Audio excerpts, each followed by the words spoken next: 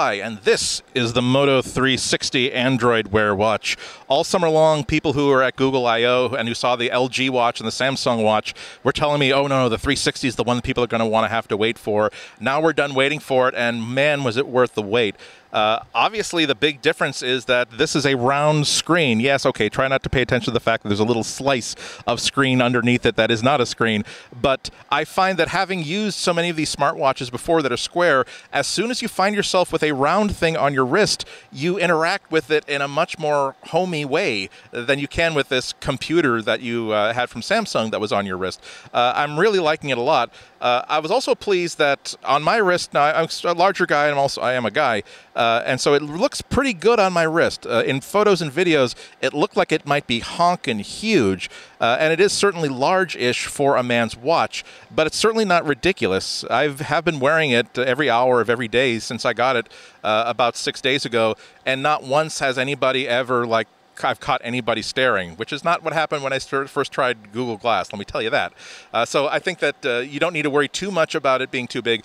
On a lady's wrist, it's definitely a fashion choice. It will be up to you to decide whether it's a good choice for you, but yes, it will attract attention. Although I have been paying more attention to the sizes of watches that people wear these days, and I've been seeing some women with watches that are as big as this. The big thing that I really like about it, though, is this is the best expression of Android Wear.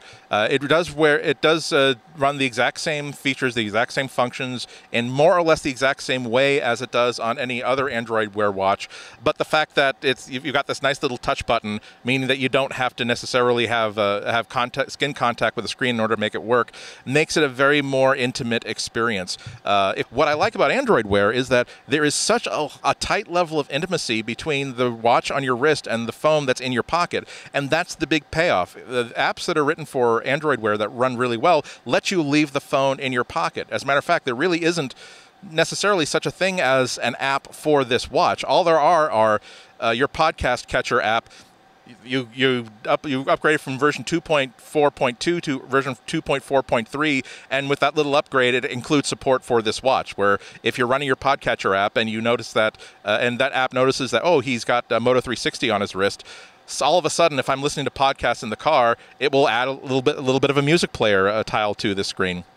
So I really, really like that. It really fits in with what I think a wearable, how I think a wearable can really help you out. There's so many tasks where you don't need to take the phone out of your pocket. You don't need to unlock it. You don't need to drill down into an app, because all I really want to do is I want to tap it.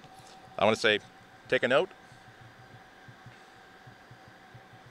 Remember tomorrow that I have to take a picture of that new sign when I get to the Boston Public Library.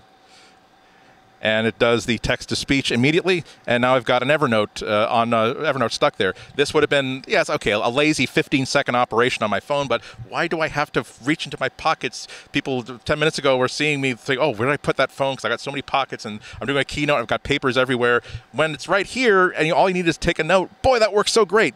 So bottom line is that I think this is the best Android Wear watch that's been released yet. And the other thing is that it's not yet a product that everybody will have a use for.